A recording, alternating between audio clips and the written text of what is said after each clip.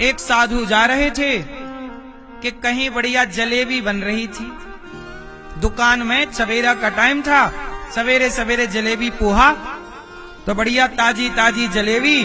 और साधु जी ने देखा जलेबी, वाह वाह। अच्छा, साधु के पास पैसे थे नहीं, वो सच्चे साधु थे, भजन करते और भिक्षा मांग के खाते। तो बोले चलो भिक्षा मांग के खाऊं जलेबी। तो जलेबी वाले के यहां गए, खड़े रहे, भाई साहब भिक्षाम दे ही, थोड़ा जलेबी दो, आना है, भोग लगाएंगे ठाकुर जी का, जलेबी हमारे ठाकुर जी खाएंगे, हम भी खाएंगे।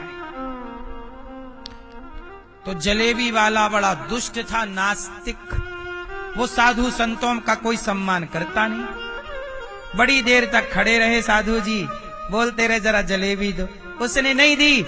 तो साधु जी ने एक जलेबी का एक पीस उठाया और अपने छोटे ठाकुर जी को भोग लगाए, प्रभु खाओ आज जलेबी आपके लिए खाओ। और ठाकुर जी खाए और उसके बाद संत जी ने खाया, तब तक उसने देख लिया, वो डंडा निकाल के ले आया और बाबा जी के जमाया 3, खूब मारा। बाबा जी बोले लो ए मन, आज तने डंडा खवा दिए। किसने डंडा पड़वाए? मन ने। साधु बोले मन, आज तने डंडा पड़वा दिए। ले, यदि मन तू जलेबी की तरफ ना जाता तो आज मुझे डंडे ना मिलते। सामने पड़ा था गोबर गाय का। तो साधु जी बोले मन जलेबी की तरफ गया, गोबर की तरफ नहीं जा रहा है, चल अब गोबर खा। तू मन जलेबी खा सकता है तो गोबर क्यों नहीं खा सका? संत जी ने अपना मुंह खोला, डालने लगे गोबर। मन, तूने मुझे जलेबी की तरफ ले जाके डंडे पड़वा दिए।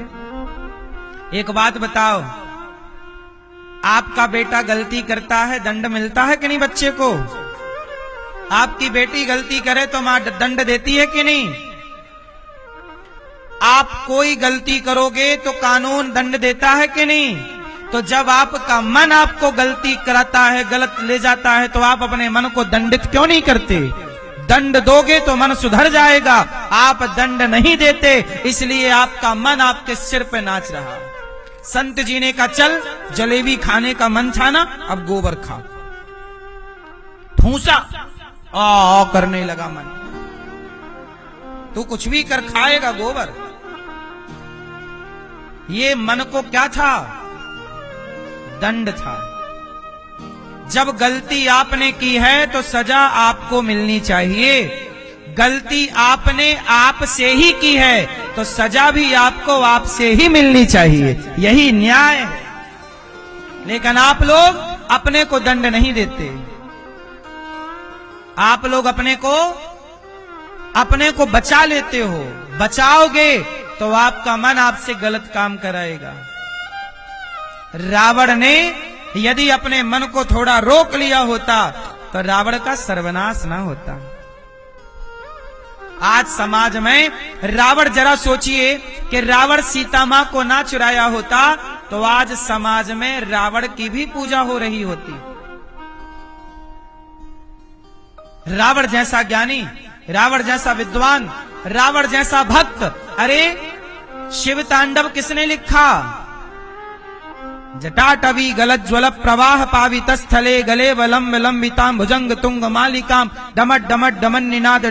क्या लिखा है रावण ने? ये रावण का लिखा हुआ स्तोत्र का पाठ हम लोग करते हैं। रावण जैसा ज्ञानी इस धरती पे कोई होगा?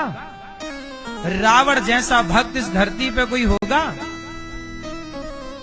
इतना बड़ा रावण संहिता नाम की एक पुस्तक है ज्योतिष की, वो रावण ने लिखी है। अंत समय लक्ष्मण जी को उपदेश नीति का रावण ने किया था, किया कि नहीं? राम जी ने कहा कि जाओ लक्ष्मण कुछ रावण से उपदेश ले लो। वो उस समय जब रावण के नाभि में बाण घुसा है, मर रहा रावण, लक्ष्मण जी आए, हाथ जोड़ के खड़े हुए, तो रावण ने कुछ कहा, लक्ष्मण जी ने सुना सम्मान पूर्वक। इतना ज्ञानी, ऐसा रावण, पुतला जलता है रावण का, क्योंकि रावण का खुद के मन पर कंट्रोल इसलिए कहता हूं जिसके मन पे कंट्रोल ना होगा वो रावण बनेगा, और जिसके मन पर कंट्रोल होगा वो राम बनेगा। राम कंट्रोल मन में। राम के पास भी एक महिला आई थी, रावण की बहन थी, नाम था सूपनखा। उसने भी राम को बोला कि आप बहुत सुंदर हैं, हमसे विवाह कर लो। बोला कि नहीं? क्या राम ने उसके ऑफर को स्वीकार किया? नहीं, क्योंकि राम का चरित्र कैसा है? पवित्र। राम का कंट्रोल राम के मन पर है। और भगवान कहते हैं कि तन किसी का सुंदर हो और मन किसी का सुंदर ना हो, तो हम सुंदर तन वाले को नहीं देखते, सुंदर मन वाले को देखते। मन सुंदर था शबरी का, तो शबरी के घर चले गए। लेकिन तन सुंदर था सूपनखा का, तो सूपनखा के तन को एक बार भी नहीं देखा, और शबरी के मन को बार बार देखा राम ने। शबरी के मन को देखा और शबरी के जूठे बेर खाए।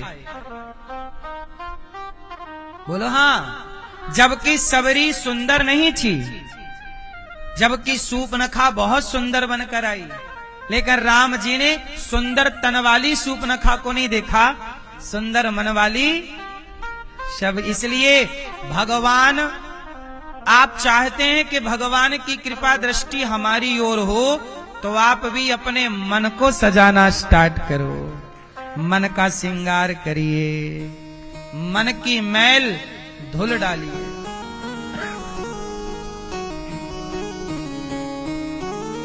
कपड़े रंगा के बंदे दुनिया में घूमता है, कपड़े रंगा के बंदे दुनिया में घूमता है। मन को रंगाना पगले, कपड़े रंगा तो क्या हुआ। मन को रंगाने से जिसका मन चंगा, तो कठौती में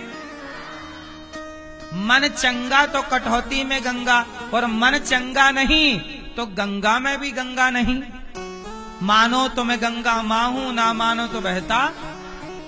मन चंगा तो कठौती में गंगा, और मन चंगा नहीं तो गंगा में गंगा। इसलिए मेरी मां, सजाना है तो मन को सजाइए। इसलिए कहता हूं, संत जी ने गोबर खाया। ए मन, डांट रहे हैं ना मन को, आप भी थोड़ा मन को डांटा करो मेरी माँ। मन कहता है ये भी खाओ, ये भी खाओ, ये भी खाओ, इतना सब खाओगे वजन हो जाएगा ज्यादा, फिर बीमार पड़ जाओगे। इसलिए मन जो कहता है वो ना खाओ। मन कहता है रबड़ी खा लें, गुलाब जामुन खा लें, पर ये सब खाओगे तो बीमार पड़ जाओगे। इसलिए वो खाओ जिससे स्वास्थ्य ठीक रहे। मन तो आपको बीमार कर देगा। यदि हर बात, आपका सबसे बड़ा दुश्मन कौन है? अब जैसे किसी को शुगर की बीमारी है, क्यों, क्या है? शुगर बढ़ा हुआ है। अब शुगर वाले को डॉक्टर बोलता है कि चाय ना पीना, मिठाई ना खाना, लेकिन एक आदमी था उसका कंट्रोल नहीं था, बोले नहीं मैं तो रबड़ी खाऊंगा। डॉक्टर ने बोला है मीठा ना खाना, मर जाओगे, पर उसका कंट्रोल नहीं था ना मन पे। अब उसने खाई रबड़ी, बोले कुछ नहीं होगा यार, खाओ। खाया, हाई हो गया, मर गया। किसके चक्कर में मरा? इसलिए अपने मन को साधो। क्या करो? साधो। जो मन को साध लेता है वही साधु हो जाता है। और साधु पुरुष भी हो सकता है, स्त्री भी हो सकती है, साधु विरक्त भी हो सकता है, और गृहस्थ भी हो सकता है। आप गृहस्थ संत हो सकते हो? बोलो हाँ। राम जी के गुरु वशिष्ठ जी तो गृहस्थ थे ना, अरुंधति उनकी पत्नी है, तो राम जी के गुरु गृहस्थ संत हैं। तो पहले के लोग तो गृहस्थ में रह के भी संत की तरह रहते थे। वो गृहस्थ, आप लोग भी गृहस्थ संत रहिए। संत बनने के लिए घर परिवार छोड़ने की जरूरत नहीं है, कपड़ा रंगने की जरूरत नहीं है। आप जिस कपड़े में हैं, जिस वेशभूषा में हैं, जिस कंट्री में हैं, वहां रह के अपनी इच्छाओं का अंत कर दीजिए, हो गए संत। सेवा करिए, मन से भगवान का स्मरण करिए, हो गए संत। संत होने के लिए क्या कपड़े बदलने की जरूरत है? क्या बदलने की जरूरत है? संत होने के लिए विचार बदलने की जरूरत है, कपड़े नहीं। क्या बदलो? विचार। सर्वे भवन्तु सुखिना, सबका भला करिए। जो व्यक्ति सबका भला सोचता है, सबका भला करता है, सबके बारे में अच्छा सोचता है, वही संत है। बोलो हाँ। स्त्री भी संत हो सकती है और गृहस्थ में रह के हो सकती है और अपने बेटों को पढ़ाती लिखाती संत हो सकती है। क्यों नहीं हो सकती? पुरुष क्यों नहीं अपने कर्तव्यों का पालन करते हुए संत हो सकता है? अच्छा मैया एक बात बताओ मुझे, कोई आदमी, अब जैसे एक डॉक्टर है, डॉक्टर ईमानदारी से अपना डॉक्टर का कर्तव्य पूरा करता है, मरीज की खूब बढ़िया सेवा करता है, उसे बचाने का प्रयास करता। अच्छा डॉक्टर कौन है?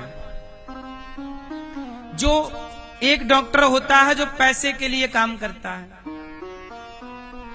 कुछ डॉक्टर ऐसे होते हैं जो मुर्दे को भी भर्ती कर लेते हैं, पर कुछ डॉक्टर ऐसे होते हैं जो जेब का पैसा लगा के भी किसी की जान बचाने का प्रयास करते हैं।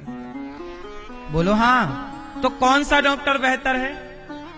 जो अपना पैसा लगाकर भी जो मरीज को बचाने का प्रयास कर रहा है, किसी के बेटे को बचाने का प्रयास कर रहा है, किसी के सुहाग को बचाने का प्रयास करता है, वो डॉक्टर होता हुआ भी संत है।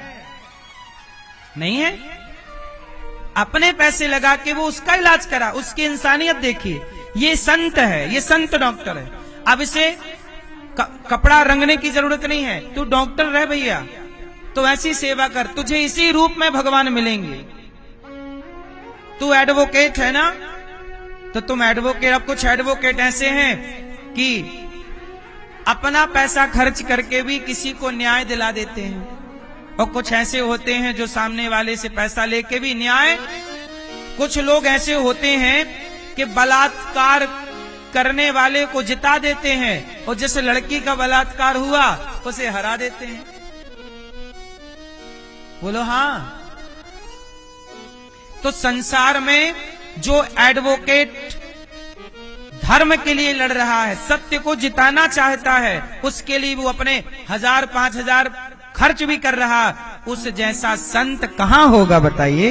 वो एडवोकेट होता हुआ भी संत है, उसमें संत के लक्षण हैं। वो जो पैसा कमाने के लिए काम कर रहे हैं, वो अपना, चलो भैया तुम दाल रोटी कमा रहे हो, पर दाल रोटी भी अधर्म से तो ना कमाओ कि तुम बलात्कारियों को जिताओ। क्यों? तुम्हारे पास पावर है तो उसका सदुपयोग करना, दुरुपयोग ना करना। होलिका के पास पावर था कि आग उसे जलाएगी नहीं। होलिका के पास पावर क्या था?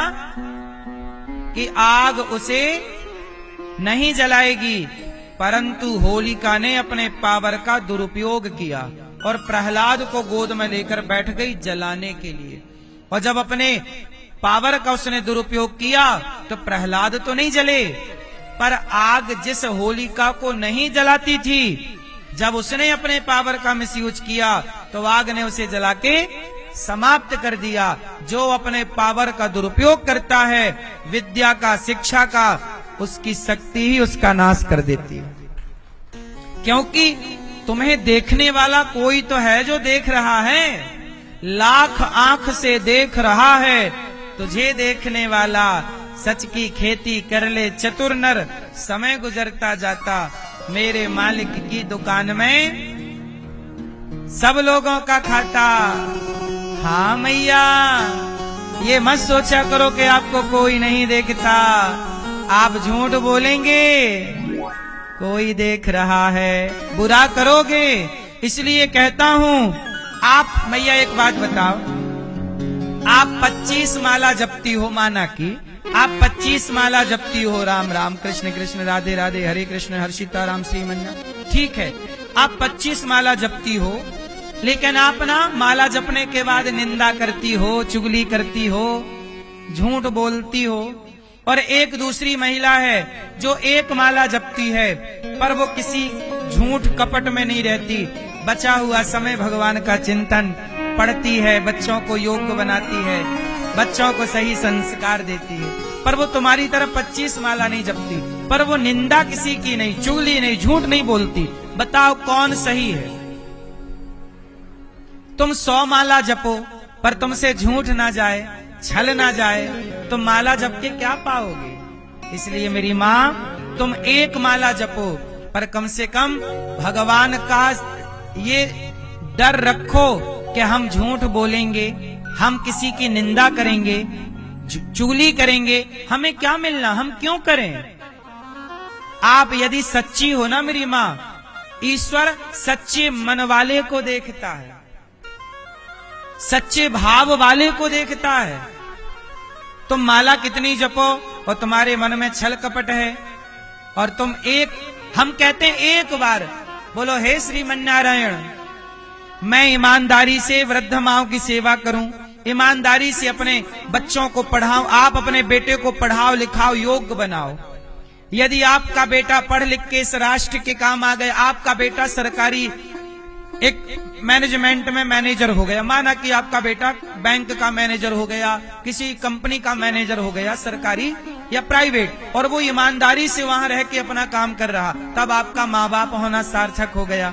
अब तुम्हारा बेटा दिन भर भ्रष्टाचार कर रहा है, गरीब आदमी को लूट रहा है, चल तेरा हम काम कर देंगे, 5,000 दे दे, चल तेरा काम कर देंगे, पैसे के बिना काम नहीं करता, जबकि सरकार तनख्वाह दे रही है।